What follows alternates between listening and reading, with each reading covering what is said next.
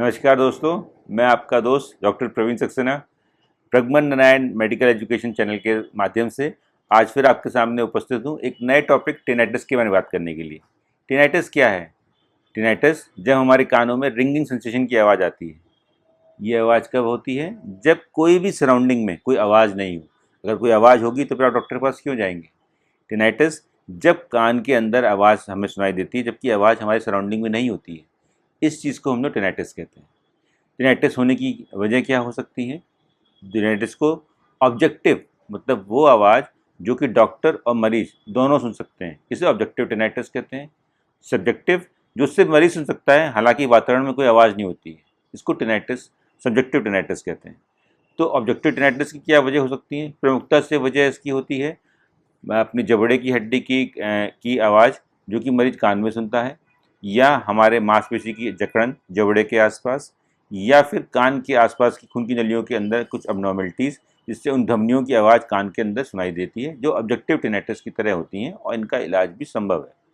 दूसरी जो वजह हमने आपको बताई थी वो है सब्जेक्टिव टिनाइटिस। सब्जेक्टिव टिनाइटिस एक वास्ट समुंदर की तरह है, इसमें बहुत सारी चीज़ें हमें आपको बताना ज़रूरी समझता हूँ। तो इसको समझाने के लिए मैं इसको 3 हिस्सों में डिवाइड करना चाहता हूँ। सबसे पहले peripheral year, number 2 central year और नंबर 3 सिस्टमिक ईयर। तो पेरिफेरल सिस्टम से मेरा मतलब क्या है? कान के बाहरी हिस्से में कंडक्टिव वजह से या कान के मध्यम भाग में कोई आने वाली दिक्कतों की वजह से कान के अंदर आवाज़ को सुनाई देना। तो इसकी क्या क्या वजह हो सकती हैं? सबसे पहले तो कान के रास्ते में मैल का होना, कोई फॉरेन बॉडी का होना, या फिर कान के अंदर कान का बहना जैसे कि CSM या ओटाइटिस सन्ना। इन सब बीमारियों में आपको कान के अंदर आवाज़ सुनाई देती है, इसे कंडक्टिव टिनाइटिस की वजह कहते हैं। दूसरी वजह क्या हो सकती है? आपके कान के अंदर लेबरिंथ का कोई इन्फेक्शन या कोई ट्रॉमा हो जाना। जब कोई चोट लगती है या कोई तेज़ आवाज़ होती है तो हमारी लेबरिंथ और लेबरिंथ से लेके दिमाग तक जाने वाली जगहों पे जो दिक्कतें आती हैं उनको भी हम लोग जो हैं टिनाइटिस कहते हैं। तो टिनाइटिस इसमें क्यों होता है? हमारे अंदर का जो कान है जिसे हम लोग कॉक्लिया और नर्व कहते हैं, उसके अंदर महीन महीन छोटे बाल होते हैं जिनका कई काम होता है इलेक्ट्रिक इम्पल्स को पैदा करके कान के अंदर आवाज़ को बनाना। कुछ बीमारियों में कई बीमारियों में ये वजह ऐसी बनती है कि ये बाल हमारे जो होते हैं वो ख़राब हो जाते हैं या खून की नलियों में अवरोध पैदा हो जाता है। इसकी वजह से बिना किसी साउंड की एनर्जी के इलेक्ट्रिक इम्पल्सेस पैदा होती हैं जिसको कि दिमाग आवाज़ की तरह सुनता है। तो ऐसे में क्या करना पड़ता है? इसके बारे में हर तरीके की बीमारी को अलग अलग हिस्सों में समझना पड़ेगा। जैसे कि हमारे कान में कोई इन्फेक्शन हुआ जैसे कि एक्यूट लेब्रिंथाइटिस या लेब्रिंथाइटिस, तो इसकी वजह से कान के अंदर आवाज़ आ सकती है। मीनियस डिजीज़ के अंदर न सिर्फ कान में आवाज़ आती है लेकिन मरीज को चक्कर भी आता है और बीच बीच में सुनने की दिक्कतें भी आती हैं। ऑटोस्क्लोरोसिस वो बीमारी होती है जिसमें कि खून की दिक्कतों के साथ साथ हड्डियां जो हैं जड़ जाती हैं, इससे कान के अंदर आवाज़ नहीं जा पाती और मरीज को टिनाइटिस भी होता है। इसके अलावा क्या होता है? इसके अलावा आपकी अन्य बीमारियां जैसे कि कान के अंदर का ट्यूमर जैसे कि ऑकॉस्टिक न्यूरोमा कहता है, इसमें भी कान के अंदर टिनाइटिस की समस्या आती है। इसके अलावा आपकी कई सिस्टमिक डिजीज़ जैसे कि डायबिटीज़, मेल न्यूट्रिशन, एज, ये बीमारी नहीं लेकिन उम्र के साथ भी जो सुनना कम होता है उसके कारण भी कान में आवाज़ आती है। तो प्रमुखता से इन सारी वजहों में हम इसको डिवाइड कर सकते हैं। आइए जानते हैं, जब इन सारी वजहों की वजह से मरीज़ डॉक्टर के पास आता है तो हम कैसे समझते हैं कि मरीज़ को टिनाइटिस की दिक्कत है और कैसे उसके निदान की तरफ हम बढ़ पाते हैं। सबसे पहले जब मरीज़ हमारे पास आता है तो मरीज़ की हिस्ट्री लेते हैं। हिस्ट्री बहुत इंपॉर्टेंट है, जिसके तहत हम जान पाते हैं कि मरीज़ किस वजह से इस दिक्कत में आया है। क्या ये मरीज़ को दिक्कत अभी हुई है या काफ़ी समय से चली आ रही है? ड्यूरेशन ऑफ बीमारी कितनी है? क्या मरीज़ की बीमारी इतनी ज़्यादा है जिसकी वजह से उसकी रात की नींद पर असर आ रहा है? क्या मरीज़ की नौकरी ऐसी जगह पे है जहाँ पे आवाज़ ज़्यादा होती है? इन सब तरीक़ों से हम बीमारी को कुछ हद तक डिफरेंशिएट कर पाते हैं। दूसरे नंबर पे आता है टाइप ऑफ टिनाइटिस, किस तरीके की आवाज़ें आ रही हैं। जैसे कि अगर मरीज़ को कान के अंदर हमिंग साउंड या पल्सेटिंग साउंड आती है, तो पल्सेटिंग साउंड करने के लिए कई बार कोई हेड ट्रॉमा हो, कोई नॉइज़ ट्रॉमा हो, ऐसी कंडीशन में आती है। अगर मरीज़ को तेज़ साएँ साएँ की आवाज़ आ रही है कान के अंदर, ऐसी आवाज़ें जनरली प्रेसबाइक्योसिस या उम्र के साथ सुनने की नसों की कमजोरी के कारण आती है।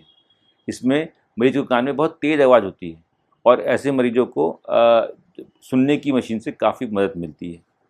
इसके अलावा अगर मरीज को आप देखते हैं और वो पेशेंट डायबिटिक है या फिर वो किसी काफ़ी नॉइज़ी कंडीशन में काम करता है, तो उसको जनरली यही तेज़ आवाज़ थोड़ी सी हल्के लेकिन झन्नाहट की तरह सुनाई देती है।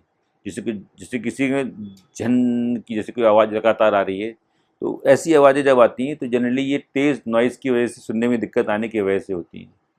इसके अलावा बहुत सी और दिक्कतें हैं जिनको कि हम देख सकते हैं, जैसे कि एनीमिया का होना, हाइपोटेंशन का होना या फिर डायबिटीज़ का कंट्रोल ना होना, ब्लड प्रेशर लो होना, इन सब दिक्कतों में भी ये दिक्कतें आती हैं। इसके अलावा जो है आपको ये जानना पड़ता है कि मरीज को आप किस तरीके से ट्रीट कर सकते हैं। तो ट्रीटमेंट के लिए सबसे ज़रूरी है कि मरीज को इसमें क्या क्या दवाएं दी जाती हैं। तो दवाइयों में सबसे पहले आप देखिए कि दवाइयाँ जो इसमें असरदार होती हैं, जैसे कि जिंको बिल्बो एक ऐसी दवा है जो कि काफ़ी ज़्यादा इफ़ेक्टिव है। इसके अलावा आपकी टी एक्सट्रैक्ट, माइक्रोन्यूट्रिएंट्स और एंटीऑक्सीडेंट्स इसमें काफ़ी असरदार साबित होते हैं, क्योंकि ये हमारी सुनने की नसों के अंदर ब्लड सप्लाई को इम्प्रूव करते हैं और ताकि उस मरीज की सुनने की शक्ति में थोड़ा बहुत सुधार अगर संभव हो तो हो सकता है। इसके अलावा आप मरीज को टीआरटी, टिनाइटस रिट्रेनिंग थेरेपी भी देते हैं। इसमें क्या क्या होता है, इसमें आपका टिनाइटस रिट्रेनिंग थेरेपी में मरीज को हम ये ट्रेन करते हैं कि कैसे वो मरीज को वाइट नॉइज़ दी जाती है। वाइट नॉइज़ मतलब सराउंडिंग में एक आवाज़ दी जाती है। जैसे कि मान लेते हैं कि कोई आदमी रेलवे स्टेशन पे है और चारों तरफ आवाज़ हो रही है, लेकिन फिर भी वो कंफर्टेबल रहता है, मतलब वो सराउंडिंग की आवाज़ से कंफर्टेबल है बात करने के लिए, सब करने के लिए। तो मरीज को उस टिनाइटस की आवाज़ से ट्रेन करना is this tinnitus training therapy. इसके अलावा मरीज की जांचें की जाती हैं, जैसे कि पीटीए, और अगर हमें लगता है कि मरीज को किसी लेवल पे सुनने की दिक्कत है तो उसको जो हियरिंग एड दिए जाते हैं, उस हियरिंग एड में मास्किंग की फीचर भी दिए जाते हैं। मास्किंग मतलब उस आवाज़ से हल्के लेवल की धीमी आवाज़ दे के मरीज का दिमाग उस आवाज़ की तरफ केंद्रित हो जाता है और वो टिनाइटस की दिक्कत से बच जाता है। इसके अलावा हम क्या क्या और मरीज के लिए कर सकते हैं, अगर मरीज को इन चीज़ों से फ़र्क नहीं पड़ रहा है, दवा से फ़र्क नहीं पड़ रहा है, तो फिर हम मरीज का सीटी स्कैन या एमआरआई भी करा के देखते हैं, क्योंकि कुछ ऐसी बीमारियां जो कि रेयर होती हैं, जैसे कि कान के अंदर ट्यूमर होना या कोई खून की नलियों की दिक्कतें, जैसे कि हम लोग कहते हैं कैरोटिड आर्टरी में एन्युरिज्म होना, या इन दिक्कतों की वजह से कोई दिक्कत हो रही है तो उनको हम ढूंढने की कोशिश करते हैं, तो मरीज को सीटी और एमआरआई की सलाह देते हैं। अगर इन बातों से फ़र्क नहीं पड़ रहा है तो आज की युग में सबसे प्रमुख वजह टिनाइटस की जो अब नई बनने लगी है वो है स्ट्रेस, एंग्जाइटी। स्ट्रेस एंग्जाइटी की वजह से आदमी को घबराहट रहती है, टाइम मैनेजमेंट नहीं रहता है और उसको कान में झंझनाहट की आवाज़ आती है। ऐसे मरीज को हम कोग्निटिव बिहेवियर थेरेपी देते हैं। इस थेरेपी में हम मरीज को ये समझाने की कोशिश करते हैं कि जो आवाज़ आप सुन रहे हैं उसको आपको धीमे धीमे अपनी बॉडी को यूज टू करते हुए अपने आप को बैलेंस करना है। उसे काउंसिल करते हैं और धीमे धीमे उसको उस आवाज़ के साथ तालमेल बिठाना सिखाते हैं।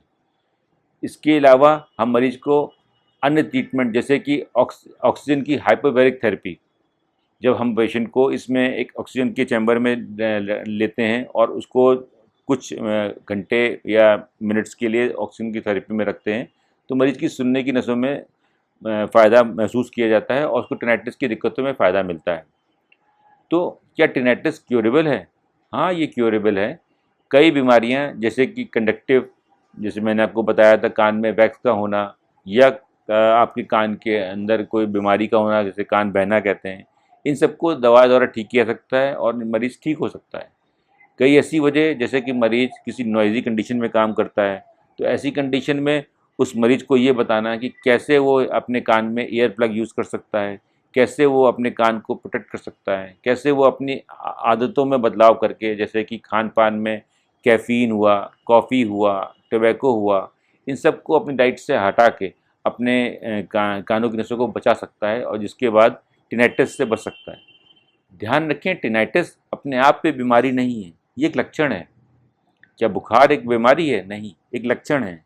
तो टिनाइटिस भी एक लक्षण है। लक्षण इस बात का कि हमारी सुनने की नस कमज़ोर हो रही है, तो उससे बचने के लिए आप सही समय पे डॉक्टर से राय लें, जांचें कराएं और इसका निदान संभव है। धन्यवाद।